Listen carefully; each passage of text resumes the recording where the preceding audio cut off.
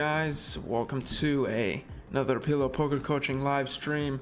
We are here today, no delay, hopefully anyway, as we're going to be doing a little bit of studying on stream. We're going to look across multiple streets and kind of see how ranges change and what we want to be doing with different hands. Get a little bit of training in, jump in, ask questions. Happy to kind of dive into some spots with you and get your feedback and see how this goes. Just going to make sure that we send out notifications and give people a chance to join.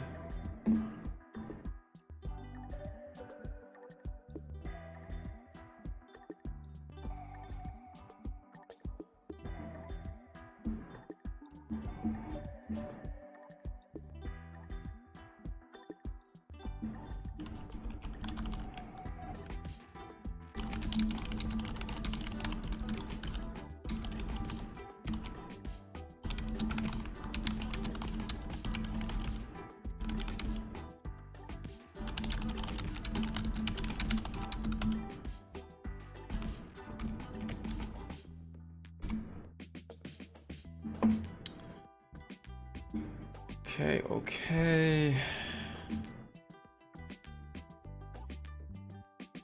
Robert, what is up? What is up? It's nice being able to chat with people in real time. No 5-minute delay. Welcome to the chat. Welcome to the stream. Still getting set up here. Give me a minute or so.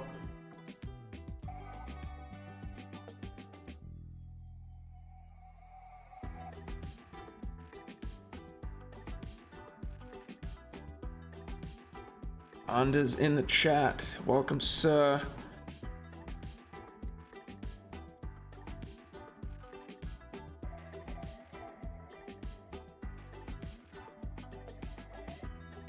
Let's see how many punts we make in the trainer today. But also talk about why some spots probably are not your best play to make in terms of real life versus GTO.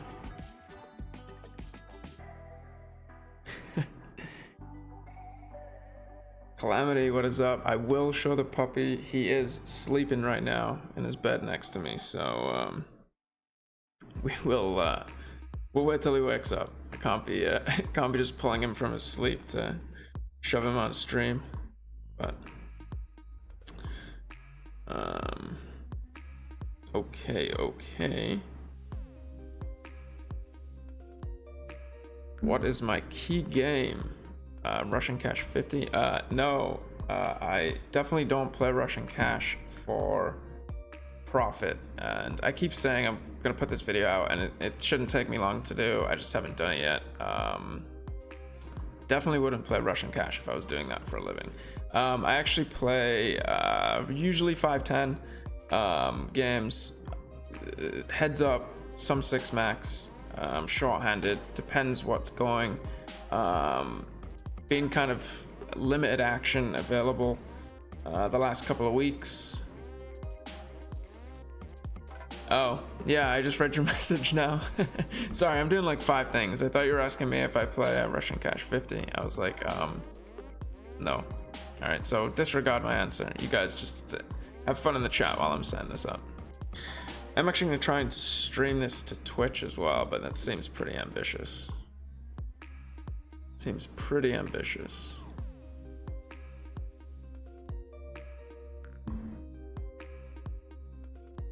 Seems like we might be live on Twitch somehow.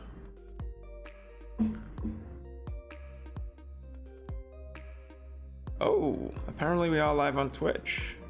That's it's good news. Just giving me a blank screen right now though, so it says offline. Yeah, we got some work to do. We got some work to do on Twitch. We will get it set up and working at some point, but let's just give up on that for now. Okay.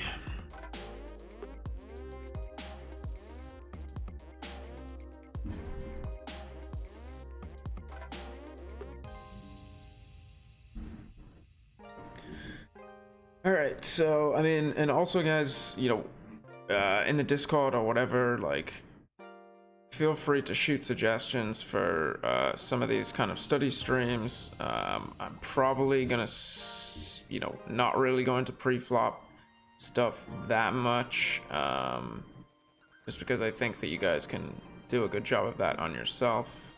Wait,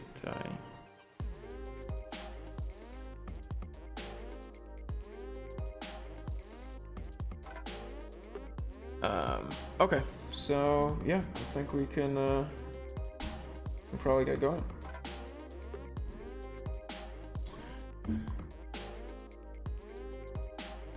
What is the program today? Yeah, we got button versus big blind, pretty standard spot.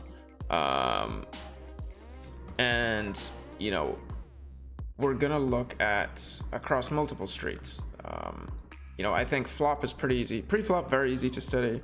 Flop, pretty easy to study. Once you get into turns and rivers, it gets a little more tricky, and you want to really understand what the solver is doing, and why it is applicable or isn't applicable. Like, for example, this first hand, I'm probably going to bet it in game, just because I'm going to over c-bet in position, given that people don't check raise enough. They check raise too much value heavy, so they cap their range when they just call. But a solver, I don't think we're going to stack enough blockers here, so we're probably just checking back and potentially going to bluff some rivers if it gets checked down here. So we just check back and we will let the solver do its thing. If you guys don't use this feature of PLO Mastermind, it is pretty cool. You basically get to play against a bot, review your mistakes, and jump into the detailed kind of hands. Clammy, I always wanted to ask, do you work with Fernando? You were endorsing them a lot in the past, or am I wrong? I've done like some blog writing for them. I'm not a PLO Mastermind coach. I've created some content for them. I know Fernando, I've met him a few times, good guy. He coached me actually for a bit. But I don't do anything like specific with him. But I am an affiliate of the Mastermind, as you guys know. So, that's why I do share the link. And, I'm a big believer in that product. It is by far the best trainer that is out there. I've used all of them. There's probably 4 or so that are out there. This is the best one in order to figure out conceptually what's actually going on, versus the others are good for like checking your hand or something like that. Yeah, Rob, you're right. I get a commission on Mastermind signups when you use my link, and that's why I offer premium content. So if you sign up through my link, you'll get access to some of the premium videos that we're doing, which are out there at the moment on our website. There's one out there right now. I'm working on a turn one as well. So here on this specific turn with the king, we do have an ace blocker, yes, but we don't block any pair from the board. And, I think probably solver's going to want to just check this back. I mean, we don't really have any hope. And if we check back, we're pretty much giving up. So I could see a bet here. But I don't think we really stack enough to really go for it. So we do check back. Robert, that is a good question. Yes. So Black Friday promo, which is still a few months out, but that I need to check on how that actually works in terms of if you're already a member and like signing up through my link. But there will be probably since that's a big commitment a year thing, there'll probably be a pretty good deal through me in terms of maybe I'll offer like a free database analysis, like a one session database analysis, and sort of coming up with a plan for how to improve your game. Okay, so we get to the river here with a pair of 8s. We get check 2 again. I think at this point, I'm gonna bet this hand. We will have some medium flushes that check back flop, end up check back turn. And so I think a half pot size bet here and repping like a medium-ish flush, whilst also blocking nut straights that he could potentially be going for a check raise on the turn with, I think is a decent candidate. And we are wrong here, but basically any option is, you know, pretty decent here. EV difference is kind of low. Looks like if we want to bluff, the solver prefers the pot sizing, which is interesting with the 7 of spades and the fact that when we have the nut flush, like when I have the nut flush in game, there's going to be so many flops or turns that I bet, because they usually come with backup. So I'll usually have nut flush and a gut shot, nut flush and a pair to move forward. So yeah, interesting one. So probably wanted to go for a larger size, but no real punts here. So we can move on to the next hand.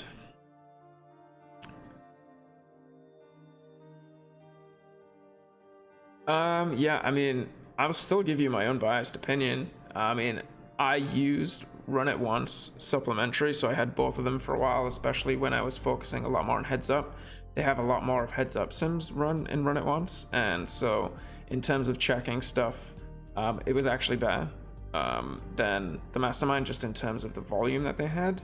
But when you're actually trying to figure out a reason why you're doing something, it's, to me, and that could also be because I use the mastermind, you know, for a really long time and that's all I use, that it was a lot harder to like figure out things. Like the syntax wasn't as good as like the mastermind has, right, of being able to filter like straight draw blockers with an overpair and weaker than X. Like it's just not as fluid, or it wasn't to me.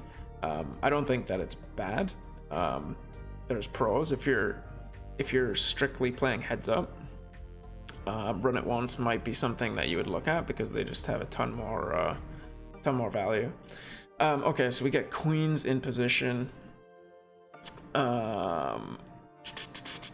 So when you think about top sets that are going to bet here, and you could look at our range in this spot, top set's probably going to bet like 85+% of the time. The reasons that we would ever check it back would be, you know, when we totally crush the board, or if we have really, like if we had like queen 3-3, no spade, no diamond, something like that might be a good candidate of the ones that are too weak to bet. But here I think with a 9 and a spade we definitely want to bet.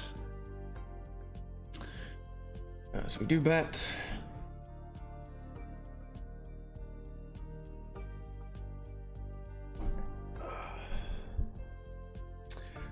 And our opponent folds, so not a very interesting hand. Now I shut up and learn and let others learn something. That's what we're here for. We're here to chat, Calamity. So I'm happy to chat about whatever. We got the no delay today, so I can actually keep up with the chat. So it's nice. So we have the open ender here.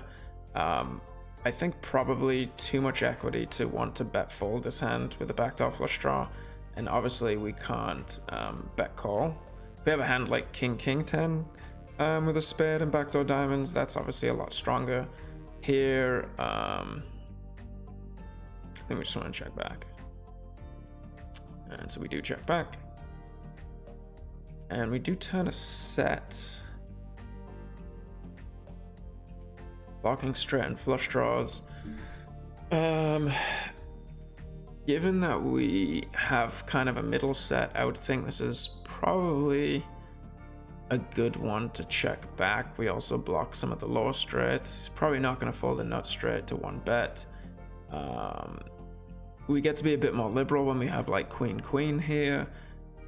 But you know, the worst kind of hands he's going to continue with are probably going to be queen jack. Or like straights with flush blockers, and with 10-10 we just don't really push that much equity against the range. So I think checking back here is the play. We are correct, but we could definitely bet it. And so the only question here is sizing. Right, we're obviously going to bet with our boat.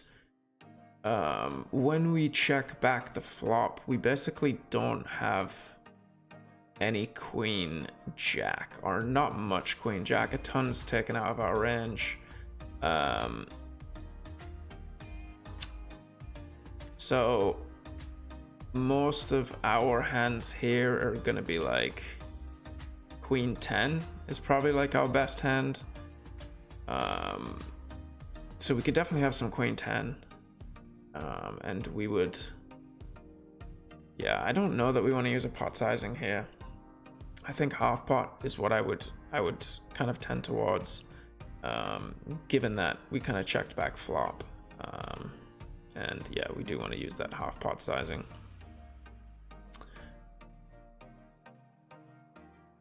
Queen 9 forehand, villain folded a flush draw. Yeah, we're just playing a bunch of nits over here. We do bet half pot and we get jammed on, and I think like this will be an interesting one to look at. In game, I'm snap folding. I think, you know, we'd want to have a jack, I guess. Like I'm much more likely to call here with jack than 10-10, and so I think that we just fold, to be honest. I don't know if the solver will want to call this one. Yeah, I'm never calling this in game. So this is one of the ones where you'll kind of look at it and the solver is saying that you made like this big punt. But yeah, I'm snap folding this, especially at low stakes. But you know what we can kind of go and do here is,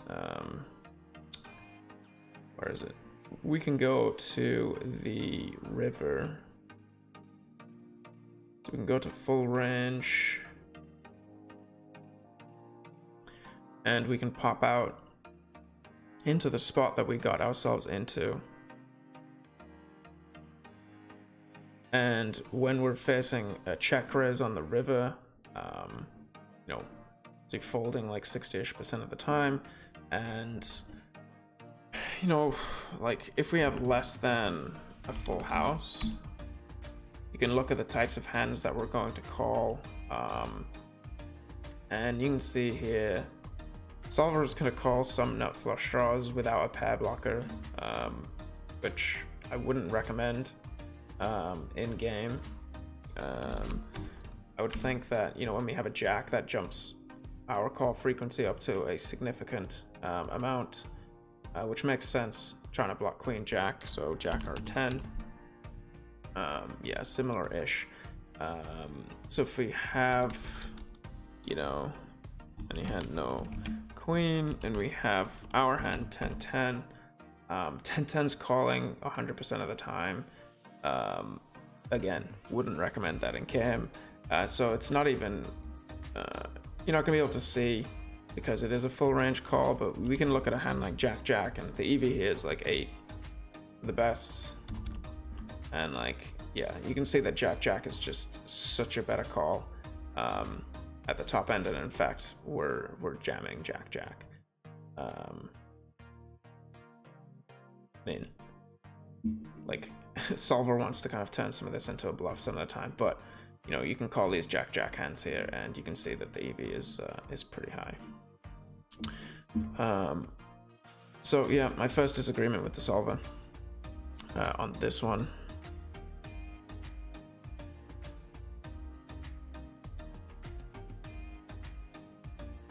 I don't know. What do you guys think if you get check jammed on the river there with the underboat? Are you heroing or just getting rid of it? And you can always look. This is usually just, it'll keep the last hand here and all of the actions. So bet 50 raise, and then I folded, which was incorrect. So what would you guys kind of do here? Ace 9 4 3, backdoor flush draw, straight blocker, straight draw blocker, some backdoors. I still don't think we have enough to bet here. Solver does want to bet, very close, 0.07. So we can explore the line of betting this, which I don't think is a bad bet in reality, because I am going to over c-bet a ton in position, as we discussed.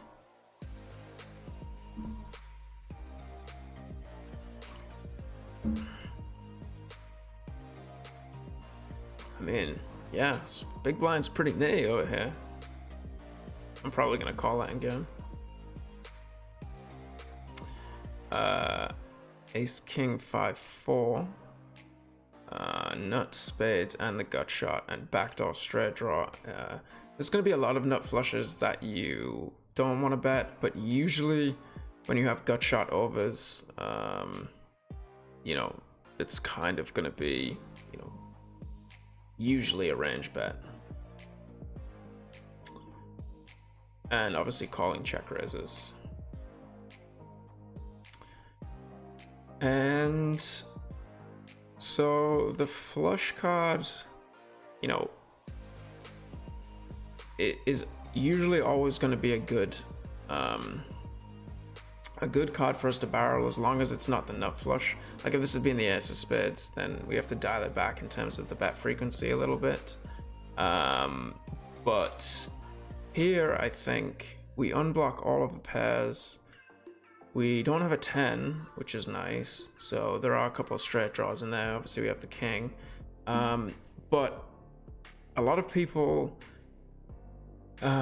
mess this up sometimes, and they think when they have the king of spades that they should check back a bit more, because they obviously block that second nut flush that they can cooler.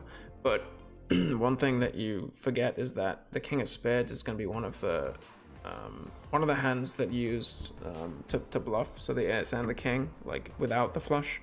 So usually when you have the king, it's like a good sign that you actually do want to bet a good amount. So I think we just want to go pot here.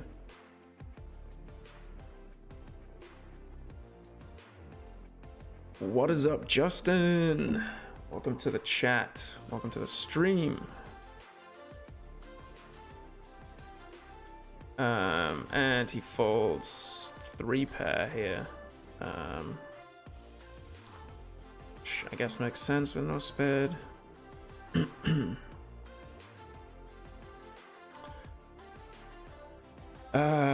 This is one of those like trashy hands that the solver probably wants to bet. Sometimes I'm just gonna check and give up. Yeah, the solver wants to bet it, but I'm not betting this in game, so. But it's always good to explore some different lines. Folds anyway.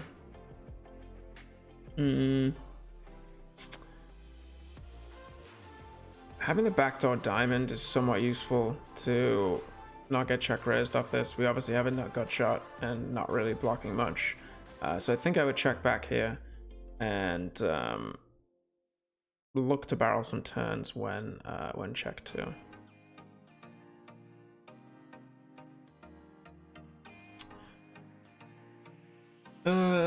On the spade, when we face a check again, we do unblock all of the pairs.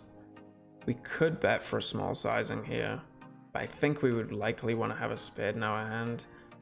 I would say this is probably one of the better candidates if we don't have a spade. And so I am gonna actually check back here, but I could see a bet, and then we'll kind of look into that and see how much the solver is ever betting a straight without a spade. And I think it would be the ones that unblock all of the pairs. So you can see that it's quite close. So does that...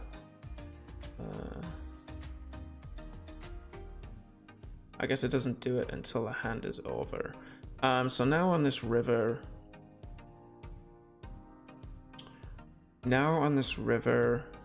I guess we probably want to bet half pot. I mean, there's straights and sets, like king, queen, queen type hands that we would bet with a spade. I don't want to go pot here without a spade, so I think half is fine. Solver wants to go pot. So we can take a look at that. So let's look at our turn decision. So nut straight is going to check 90% of the time, and 10% of the time I'm going to bet. I'm going to imagine that they probably all have spades. Let's see if there's any weird ones in there that don't have spades.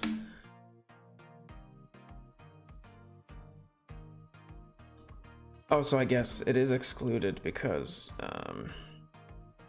no flush blocker. Okay, so you can kind of see here, I mean, it's very mixed, but it looks like, yeah, I mean, very, very mixed.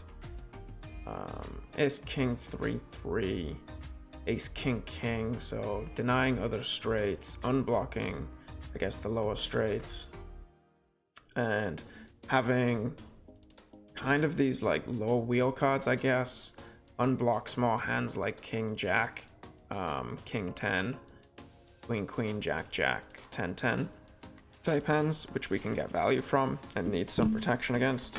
So that makes sense. Do I normally study like this? Normally I'm more focused on one specific spot. Well, I mean, this is, you know, I was tempted to set it up and start just at the turn in terms of like, in terms of what turn double barrels do I have to after I bet and get called on the flop. Yeah, I'd probably be more specific. Like if I was studying by myself. Yeah, I think this is a bit more interesting because there's just more to talk about in terms of the dynamics. But yeah, if I was looking at this, like, I would probably, I don't often study flop stuff that much because I don't really make that many punts in terms of c-bets in position. So I kind of know where ranges are at. So like, I'd probably in this spot, like I would just, you know, I'd probably take a look at this structure and I would figure out, hey, okay, queen jack deuce, when I bet and get called, because that's the most likely scenario that I'm gonna run into. You know, maybe I want to then look at double barrels when I get checked too, because once it goes bet call, opponents tend to check probably a larger percent of their range. So then I would kind of just start thinking about, okay, well, what cards are sort of good for my range in terms of barreling. So I start like very high level, as in how is my range supported. So on this particular board, right, like things like the deuce are going to be like a strong card for me to bet. Things like a low spade, those types of hands, a jack as well. You know, those are going to be nice cards. Obviously, the ace of spades will be a bad card. You know, the queen will probably be a pretty bad card. And, you know, like, then I would just go and, like, kind of check all of those. And that's one good thing about PLO Range Explorer. I can probably pull that up. Do I have that? I have this board here. Yeah. Okay. So, like, we can look at this. And I'll probably pull this in some different spots as well. So that you can see how equity distributions kind of, you know, look on different turns. And this is one thing that, you know, PLO Mastermind does offer. And I tell people, I think it's like an extra $50 a month or something. There's not really much functionality apart from two things. They've moved all of the functionality into the web browser, so you can get like most of it. The two things that are useful the fact that you can pull up the equity graph for every spot, which you obviously can't do in the trainer. So you can see how bet sizings and bet frequencies look based on equity distributions, and you can get a better sense or a better feel for how that looks. And then also you can use this board overview function, which you can just kind of run. And then you can just like filter, like if you want to look at turn spots, like you're going to look here and say, okay, like what's my worst card, right? So the worst card for me is the ace of spades. There I have a 73% checking frequency. And then what's the best card is a 5, which here is, it's basically a complete blank, not bringing in any backdoor flush draws, that kind of stuff. And then obviously the deuce as well, which is what this is run off, because obviously we'll have all the queens, all the jacks, you know, those types of hands. So we go for a large sizing to take advantage of this top end of the distribution. And then obviously like the button will have, you know, Queen X type hands that we're trying to push into indifferences like a bluff catcher. So definitely useful, but for like your standard stuff, you can just kind of do it in the trainer. Okay, so middle set, I mean, we're not really going to check back much middle set. The fact that we block a deuce is going to be a reason that we would check a good amount, but with the backup of the flush draw, we're just going to bet here.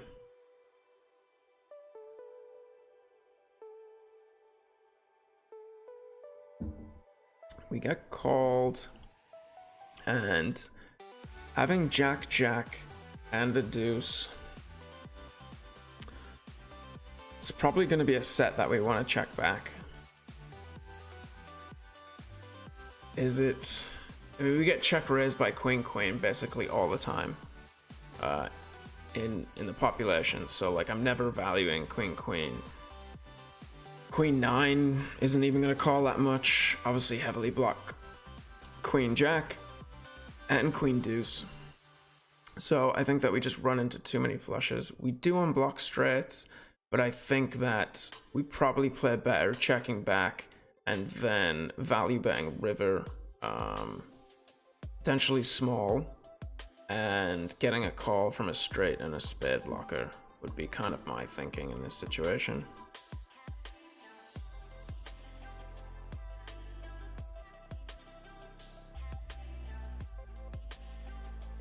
And yeah, so I think after we check back the turn, you know, we don't have as many nut flushes in our hands. This is a very good card for our range, right? Like when we go back and look at like the 9 of spades. I mean, I guess actually the straight completing spade like isn't as great for our particular hand. So I would think that the 3 of spades honestly was like a lot better for our range, because we will bet a lot of nut flushes. So this kind of surprises me on the 3 of spades being like a high frequency check. But how you want to think about this is if the solver is really checking back, well, it's 65% of the time, so it's not that high. But, you know, if we're supposed to check 73% on the ace of spades, for example, let's say the turn's the ace of spades, and we check that turn that's very bad for our range, what ends up happening is that you end up at the river with a lot more nut flushes because you have to protect your range when it's weak.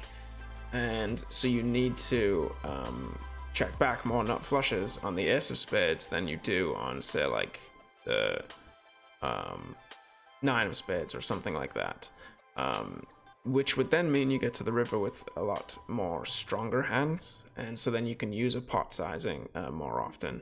Here, although the turn isn't great for us, we still do get to the river with some decently strong hands. I think half pot here is likely where we're gonna end up,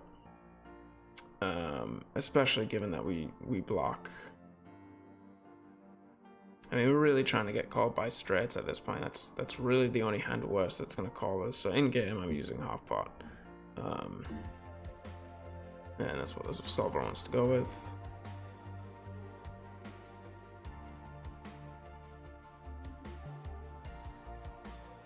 And we get ripped. And I think so. This is the one that we'll look at. I mean, obviously in game, I'm pretty much always folding this at low stakes, but I think having pair blockers and unblocking the straight, like we block a ton of his hands that he might turn into a bluff, like 2 pair with, you know, a high spade, but we also unblock is check calling range in terms of straights. You know, yes, he could have a hand like, I don't know, like King X like, or even like king 9 and be trying to check down king 9 straight and then turning it into a bluff. So I'm gonna fold in game, and I think probably with the more pair blockers that we have, I think the more it's just a fold. Somewhat close, but if we look at that river decision and we look at our full range,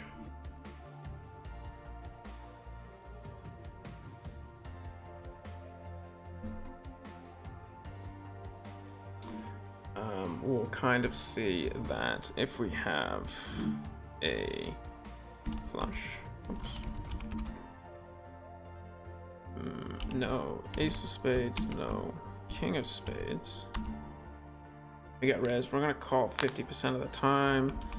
If we have a queen, significantly drops. If we have a queen or jack or 10, decent amount, I guess, because once we combine, so I think queen is probably the kind of nut pair blocker that we don't want to have.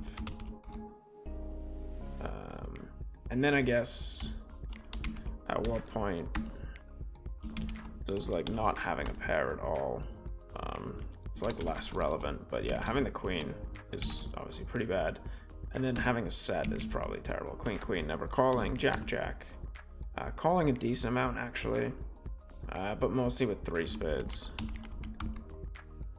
And I think probably if we unblock the straight, maybe. Well, I guess a lot of those are straights as well, so like no 8, no ace. I guess we're folding a little more actually there. Yeah, but I think pair blockers is top pair blockers is clearly the kind of nut decision point there as to wanting to fold. I think with this big of a wrap and a spade, I think we want to bet.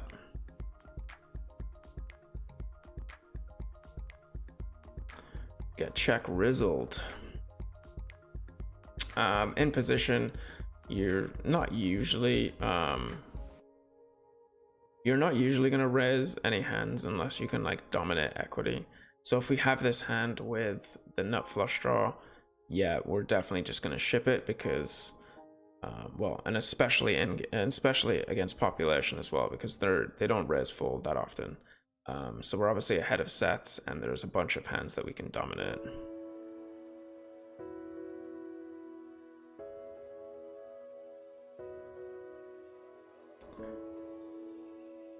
Yeah, you know, it's a tough game when I call based on this crazy stuff and not MDA/player reads. Yeah, man. I mean, just like reviewing showdown. One of the best things that Jay Nandes actually said to me when I used to like study. He would be like, because you know I'd say all this like solver stuff and how much I was like grinding this stuff, and he was like, yeah, just make sure that you do that work, but always keep one foot in reality. And you know, at the time I was putting in like all of my volume on ignition, and so it was just really great for me to be able to study, because all I would do is I would go back and I would just go through every hand and I would see every player's hole cards, and then you can just see how people actually play the game. And so that's what I'd say to you. I mean, like, you guys have thousands of hands with showdowns, so just go back through all hands that have player showdowns and just see how they're actually playing. And if you can kind of like you know, assign those to like player groups, like that can help tilt your decisions one way or another. Like, definitely not, you know, making it solely based on that. You know, you're going to play a solid GTO, and then that just kind of swings the needle one way or the other. Oh yeah, I had to catch the second half yesterday. Who's my team? My team is actually not in the Premier League. It's my hometown team, Middlesbrough. So they are in the Championship right now, hoping to get promoted this season back to the Premier League. But I just like, obviously, it was Man City versus Chelsea. You know, so you just get to see some of the best players in the world going at it. So yeah, I wanted to catch that, but not necessarily a supporter of either one of those guys. Okay, so we faced a pot-sized bet on the turn, and I think this is pretty easy fold. We have no flush draw, and you know, half of our outs are somewhat tainted. Southgate did play there, yes, he did. He did. He played there. He managed there for a bit. So Middlesbrough's probably part of the reason that he's messing up the England team right now.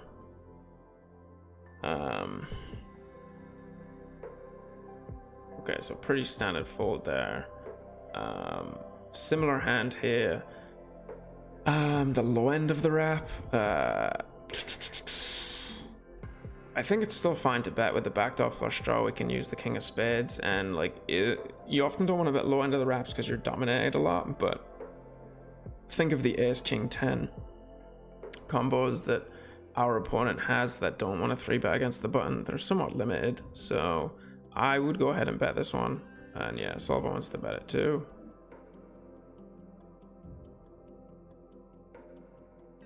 Get called. We turn the gut shot straight flush draw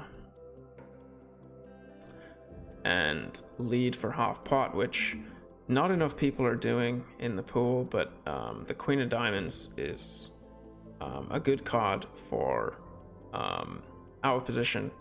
They're going to check call more top pairs than we're going to bet, and also in terms of backdoor flush draws, you know, they'll have a good amount. I think with the wrap and the flush draw and the straight flush draw out, I think we're probably going to call here against half pot.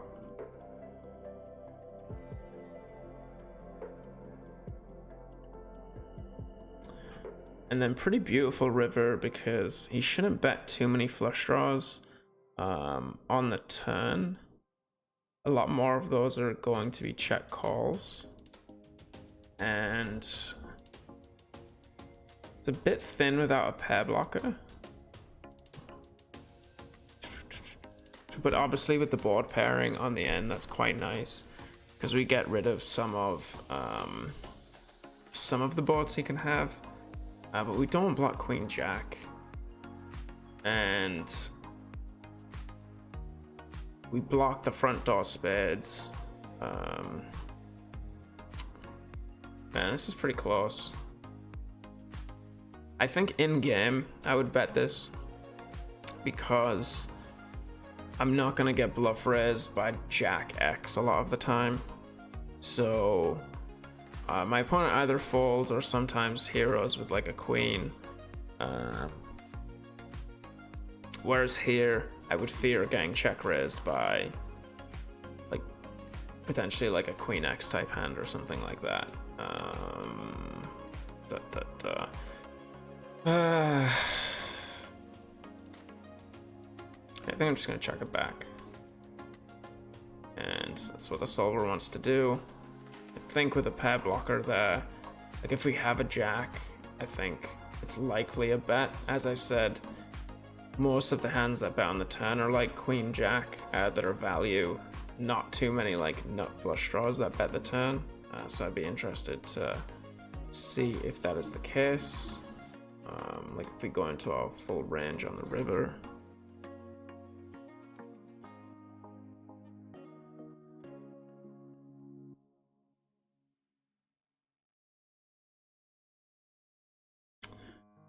So if we have a flush with no ace of diamonds, no king of diamonds, yeah, we had the third nut flush, right?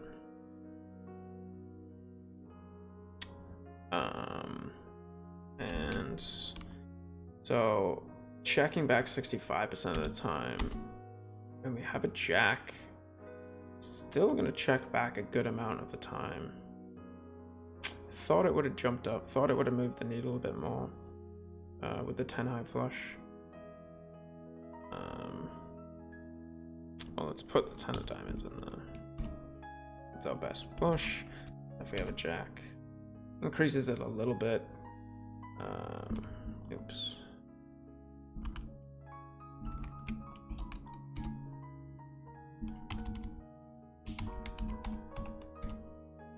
So yeah, it doesn't actually increase it as much as I would have thought. As I said, in game, I'm probably gonna bet it. It's pretty thin, but I don't expect to get bluff raised. You know, when I bet half pot here, and you look at like hands weaker than a flush, like I don't expect to get raised by ace 8 6 3, or king king queen 10. Yeah, I just don't think people are really going to find these bluffs, so that makes it obviously much higher EV to just kind of bet. And then when you get raised, you're not really giving up equity, you're just you just got slow played.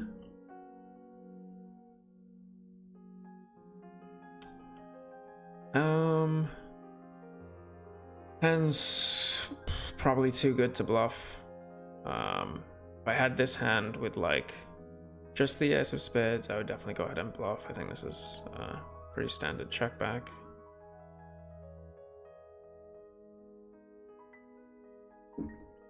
If there's a pot size bet on the turn,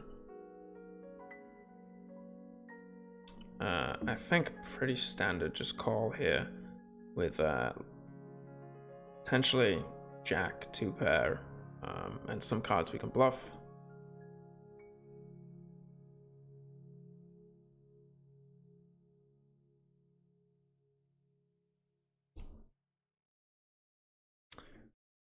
Easy ship it.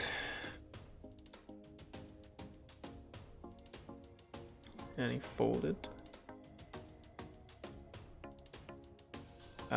This is, you know, when you're c-betting in position and you talk about like top pairs that you want to actually start turning into a bluff, a lot of people are gonna check this back.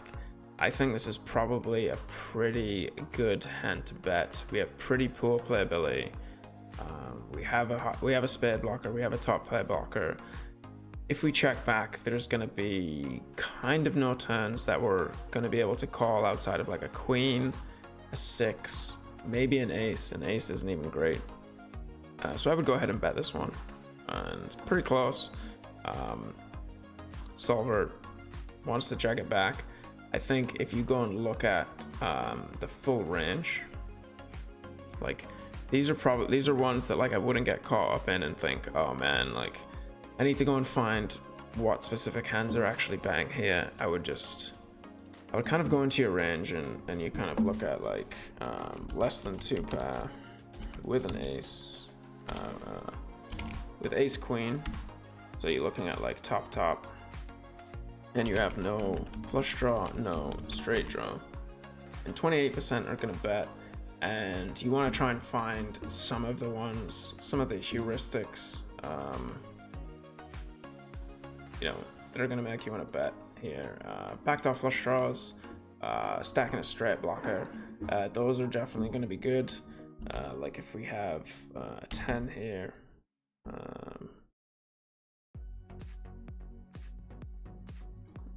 why can't we have a 10? Oh, I guess if we have ace 10, we have a straight draw. But I guess a 9. So that bumps it up, so we're blocking 9, 10. I would say this is usually a heuristic I take away if we have a pair blocker. So let's look at what it was. So it was 28%, and then we have a pair blocker. Bumps it up to like almost 40%. Just because when you have ace queen non-pair in your hand, you can kind of hit some 2 pairs a little bit better, and you know, you have a little more equity in the check back range. Usually when I have a pocket pair, if we change this to no over pair, then I'm going to check back a bit more. So 25% when we have a pocket pair, goes up to 37%. Yeah, so I wouldn't like worry too much about these when the EV difference is, you know, 0.06. I would say that this is definitely going to be a hand in reality that you want to bet once you factor in the kind of reduced check raise frequency from the big blind.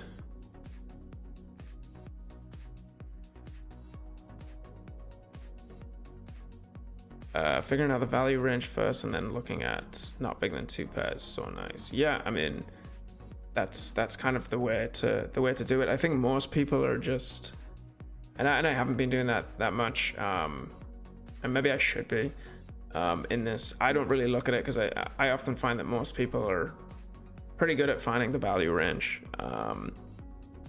So I kind of just usually jump straight to that. But maybe it's a good point for some of the people in the chat. We should look at the value range bit as well. But let's say we do check this back because the solver's a little bitch, and then we turn top 2. But as I said, even this card like isn't great. Like, we're not going to get to value bet this card after we check back. Just because we have such a weak 2 pair, and obviously straights are out there. Solver decides to bet this one. It's 0.03. It could go either way. In terms of the EV difference, we would get called, and I'm thinking on this turn, likely because we unblock the backdoor diamonds, we do get to bet it because there's just so many hands like king queen with a flush draw or something like that kind of can call. And then on this river,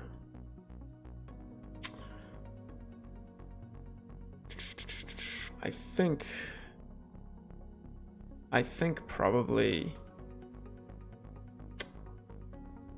I mean, we're really trying to get called by like ace jack, which isn't really out there that much. We did check back the flop, so we can have some queen jack, king queen jack that might call us. I think it's a little thin without a straight blocker. Pretty close. Could go for a half pot size bet.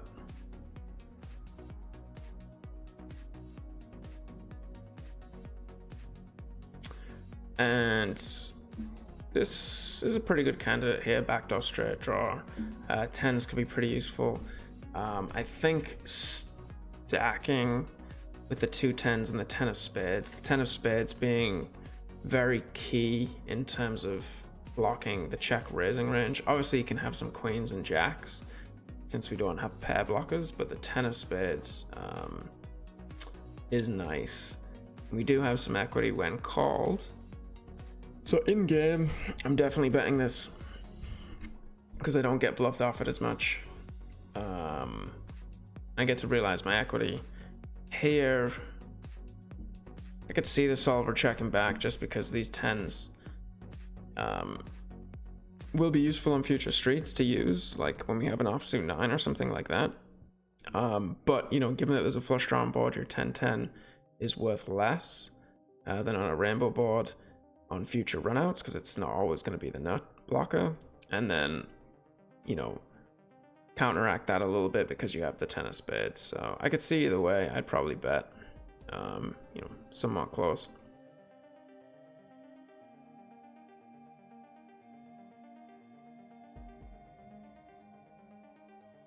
And then I think, you know, pretty standard check back at this point. We have some showdown value, blocking a ton of the draws, so skewing his range more towards pairs. So we're just going to check back.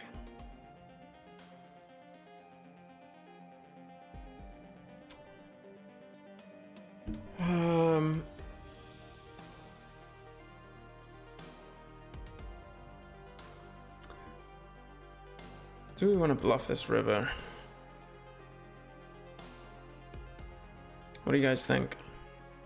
I'll be back in 2 seconds. Let me know in the chat whether you want to bluff this river or not and why.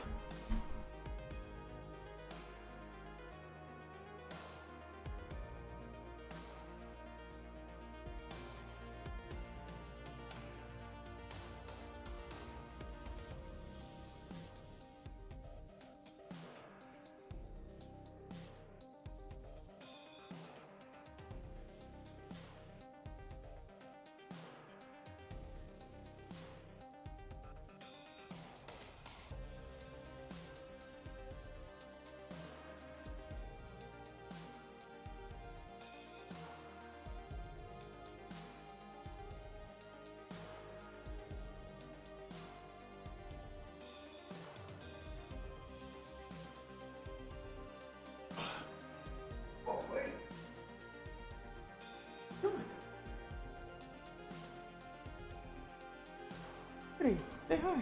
So nobody. Nobody. Oh, what'd you do? What'd you do? Alright, so everybody stopped watching, so I would probably bluff this river because we're gonna lose to like Queen X a good amount of the time. We block the check raise is a good amount on the river in terms of having that 5. So yeah, I think I'm probably gonna bluff it for like half pot. Bob wants to check back, so I don't know. I think there's gonna be too much Queen X there, but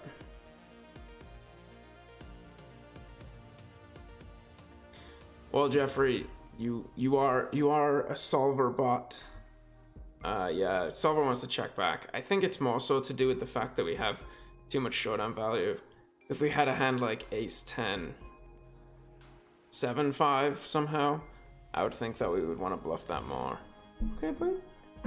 Say goodbye. All right. You're just causing carnage. You're causing carnage, bud. What are you doing?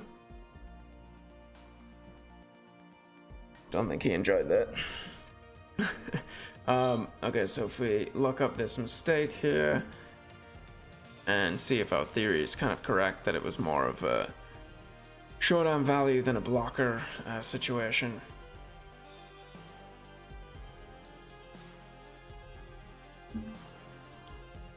And let's look at the whole range. Oops. So when we have less than 2 pair, I guess. When we have less than 2 pair, like when do we want to actually bluff?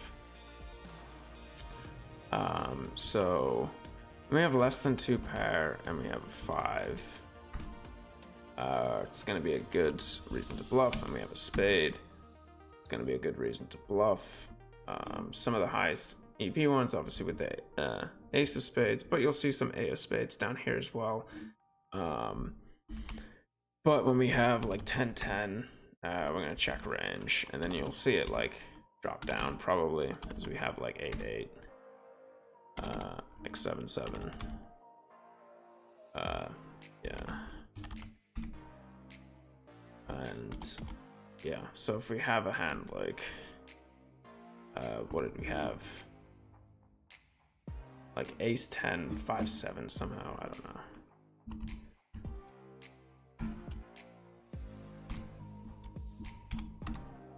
Ace 10, 5-7 and a spade wants to bet a good amount. I guess having the 10 in general is not great. Having the 10 in general, I guess, not great because it's kind of a little bit. So it's a little bit of showdown that we have in terms of the 10-10, and that gets a little better with the weaker pairs, but then also blocking some of the straight draws from the flop. Is a reason that we kind of want to check it back.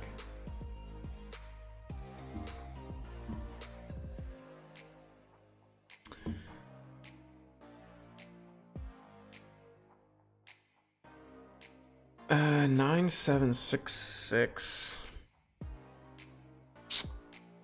I'd be tempted to bet this, to be honest. Solver's probably going to want to check it back. Like a 6 is pretty clean. You know, we do give up some equity. Maybe if it was a little bit of a lower flush, we could go ahead and bet. Probably with the pair, we might want to check it back. Yeah, pretty close, but check it back.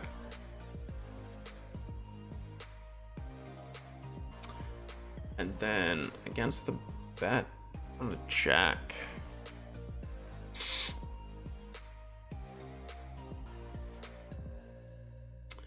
That's probably just folding. I'm gonna probably fold in game. Solver might peel some of these, but like 9-9-7-6. Maybe I'm more likely to call. Pretty close, 0.02. So yeah, 9-9-7-6 would definitely be a call. It's just really tough to plan any rivers. Like even if we connect with a spade or even a 6, it's pretty tough against a pot size bet.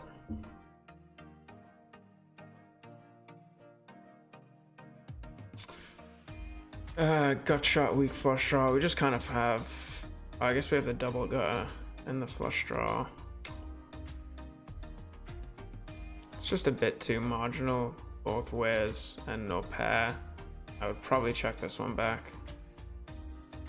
And we do end up checking back. Get the jack again. We face a check.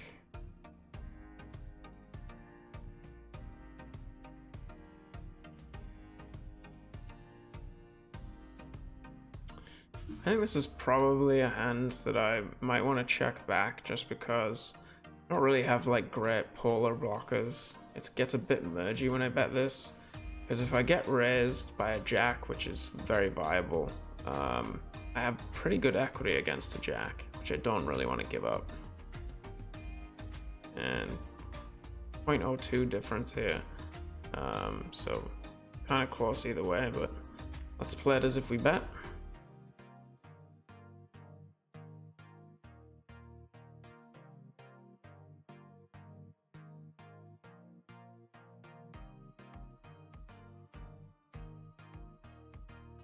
I think a lot of the time with the queen jack jack we are drawing dead versus some other player pool. Yeah, that's why I said I would just fold that definitely in game, but the solver might have something to say about that. Ace 8-8-4. Backdoor flush draw, pretty trashy hand. I'd be tempted to bet this in game.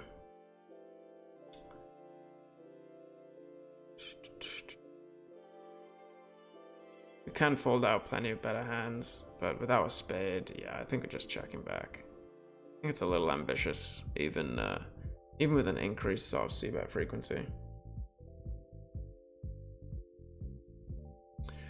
And on this turn, I think we're just going to check back again with some showdown value.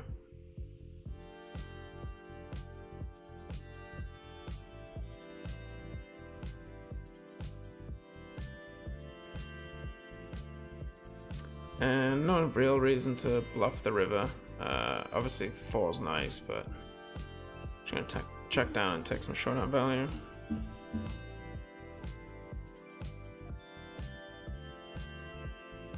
Oops.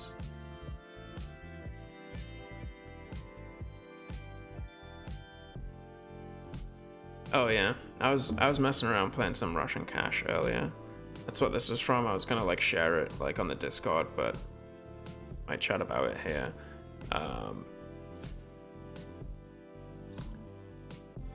So this is just like a funny hand.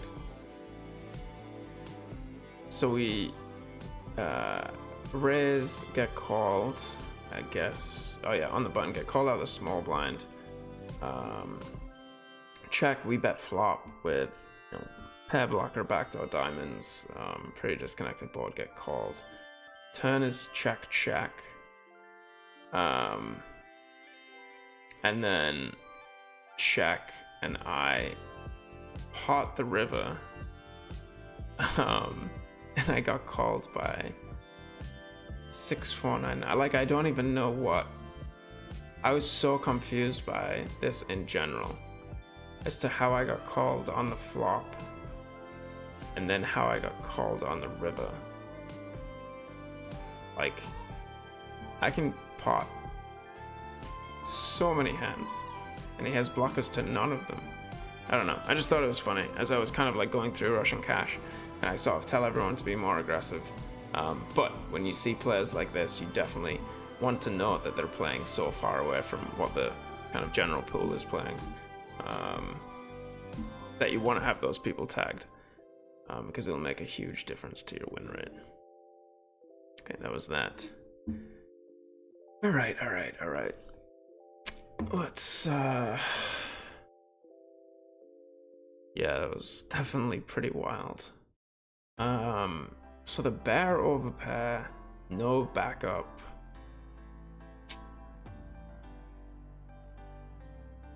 It's not fun if we get check raised with this hand, but it is pretty strong.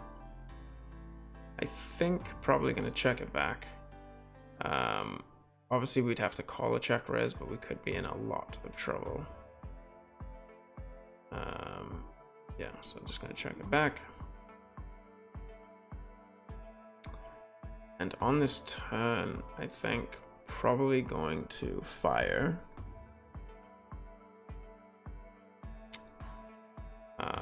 Yeah, I think we definitely want to fire against this hand. We can bluff over 2 streets. We can bluff off 2 pair. We're gonna have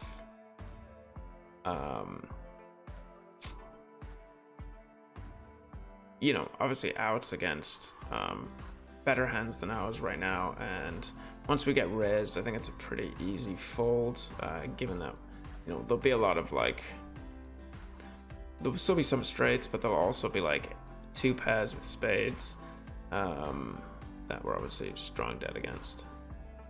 So pretty close one. Solver wants to check it. I'm definitely going to bet that in game. Let's say that we check back.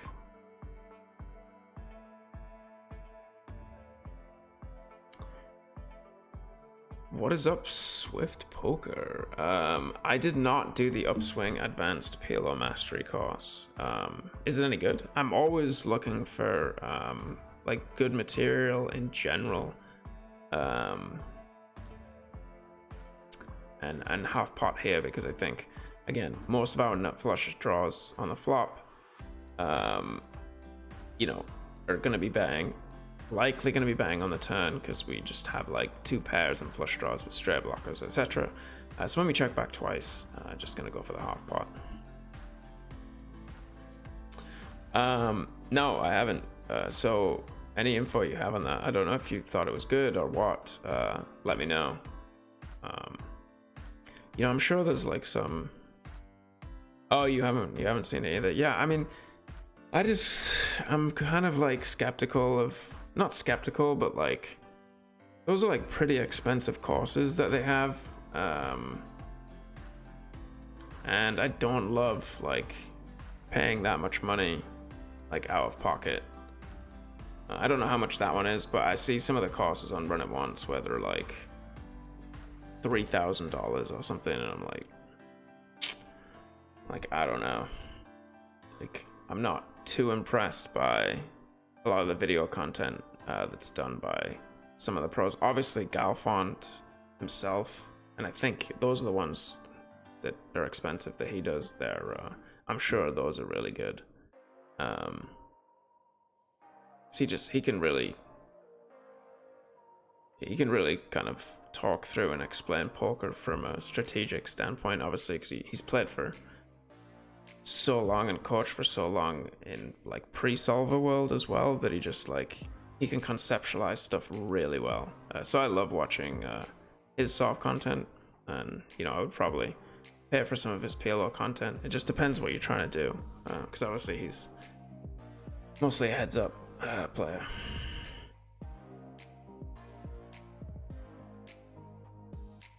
There's ways around that, but obviously not gonna look good to do that as a coach.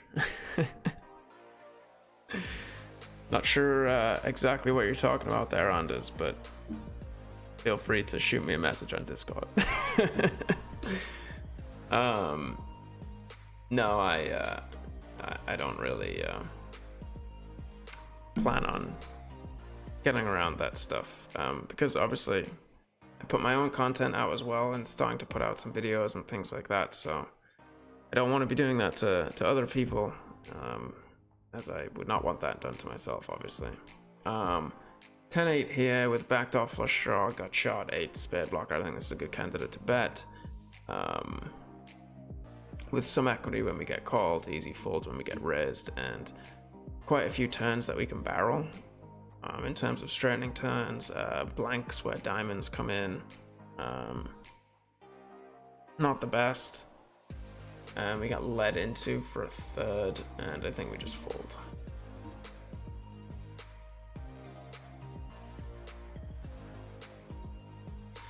So the open ender and top pair. Yeah, I think it's good enough to bet with the backdoor flush draw.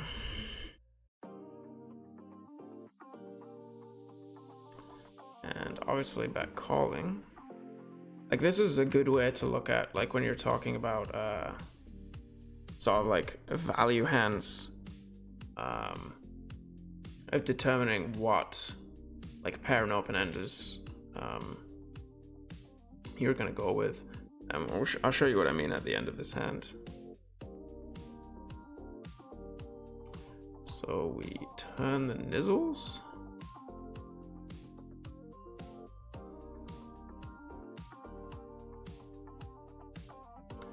And only a half pot sizing.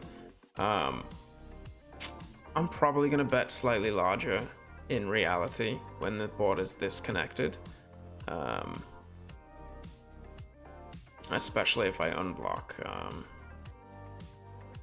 pairs.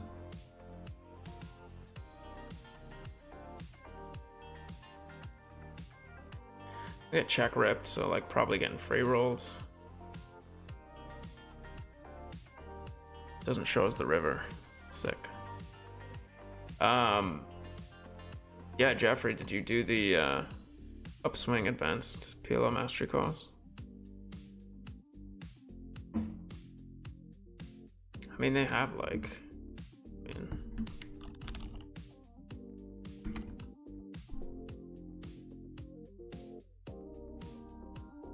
I know we're talking upswing, but I know that I just wanted to see like how much these are. Like, I would do like something like this, like, you know, just getting stuff where there's less content. Are these PLO? Oh no, I'm guessing these might be Holden. Like 2,500. Like, come on, man, really? I don't know. Has anyone done this course? Let me know if you have, because I'd be very interested. 8754. I don't think we interact enough here. Solver wants to rip it. All right, well, let's see how we play this on future streets. I don't even know what turns I want to continue bluffing. All right, well, I just get to fold, so that's fine. Ace 885.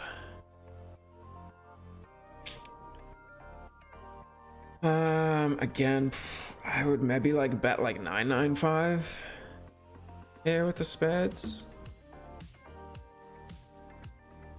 So, and we could also just have this spot open, so we don't have to wait till the end of the hand. Oh, you did the Galfon course, Jeffrey?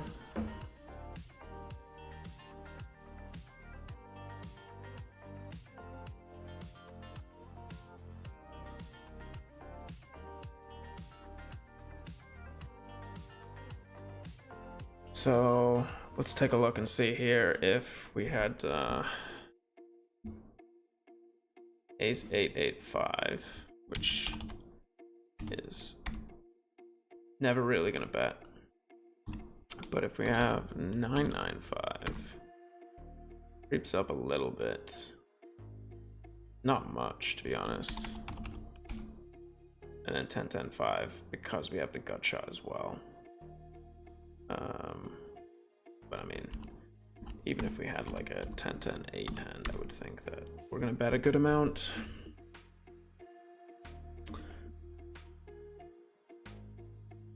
Okay, so we check back, we turn a gut shot as well now. And I think just gonna be checking again, not blocking any pairs. With some hope. And on this river, I mean, doesn't he bluff anything less than Jack X like a bunch of the time?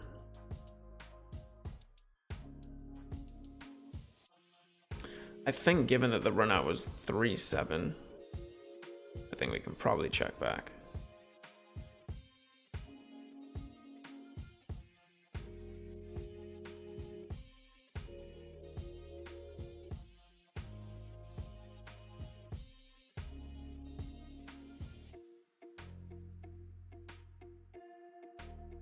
Uh, 7, 8, 9.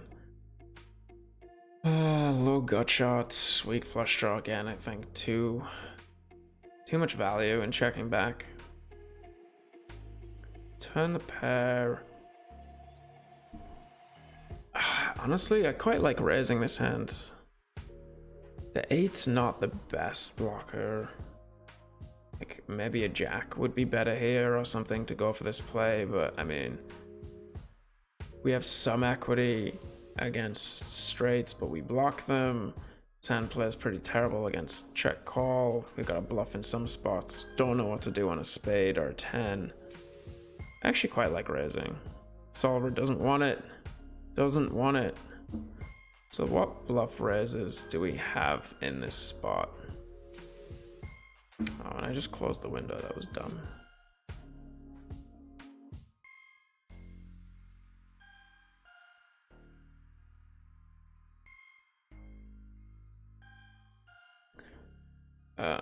What happened?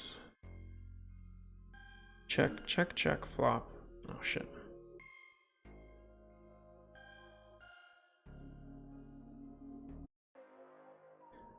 Check, check, flop.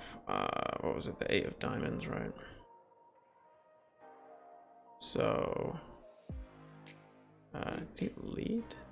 Yeah, and then he leads turn.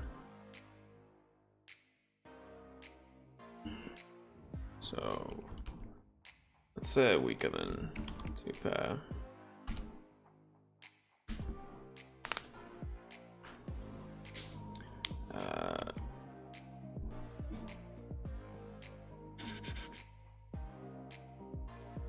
Maybe the best way to do this. No ace of spades. No king of spades. No diamond. With the ace of diamonds, can we find some bluffs? Can we find some bluffs? Not really. No bluffs. No bluffs. I guess we have to have like 9-9 or 10-10 to even consider it. And we probably... In the ace of diamonds, what about just a single diamond though? Then we do have some more bluffs because he can be stabbing a bit more with the ace of diamonds, I guess, as a bluff, but without the flush draw. But it really looks like we want to have 10-10 or 9-9. We're not really doing this with like a single 9. Which is probably where I get a little aggressive. No 10-10, no 9-9. Yeah, we really need the 2 there to go for it.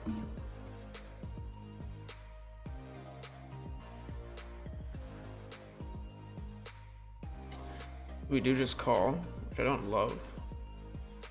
Guess we have a pretty good bluff catcher though. Guess we're not folding this hand. I mean, with the ace of diamonds and 2 spades though, do we fold?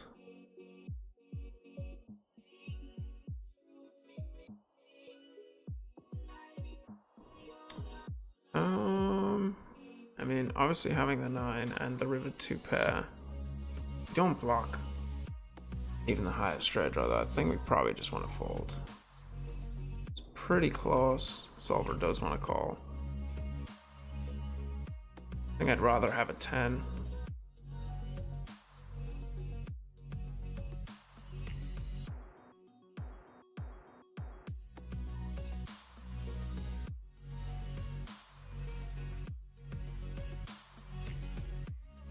Yeah, 100% Jeffrey, and that's why we're kind of talking about some of these spots as to like why a solver would want to do something, but why I specifically wouldn't do it or would do it in a certain scenario.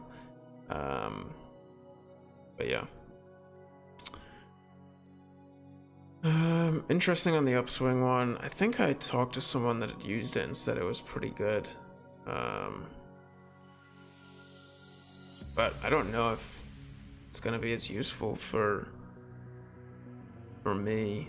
I really like the kind of stuff where people dive into a very specific, like, unstudied spot, and go in like really deep.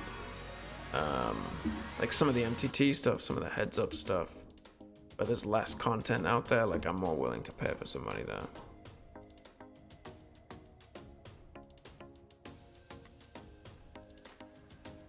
Yeah, it's a very good point. Everyone does learn different, and there's certain coaches that I like to watch, certain coaches I don't like to watch, and other people, are the complete opposite. So definitely a good point. Okay, guys, I think that is gonna be it from me today. I hope you guys enjoyed this kind of new format that we're doing. Shoot me a message on Discord or even in the comments, whatever you want. Just try not to roast me too hard with any suggestions to make this better, stuff that you'd want to see. Do you want to look at like more specific spots, more specific boards?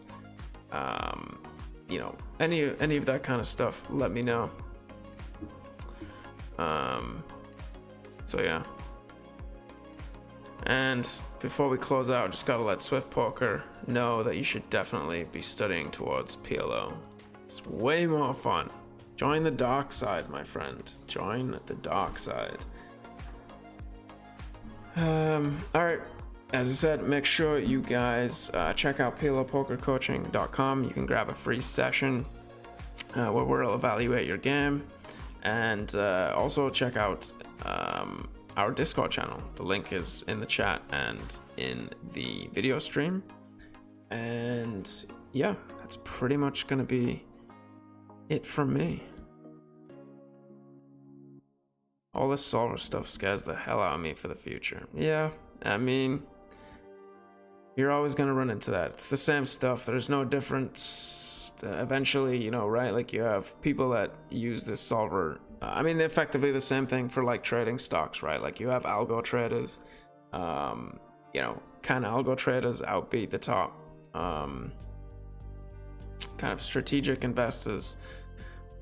That's a different question to be have. The good thing about Pot Limit Omaha is that there is so many combos and so much compute power needed, and ranges get out of whack so quickly in PLO compared to No Limit that the solvers just aren't quite as effective to play as bots.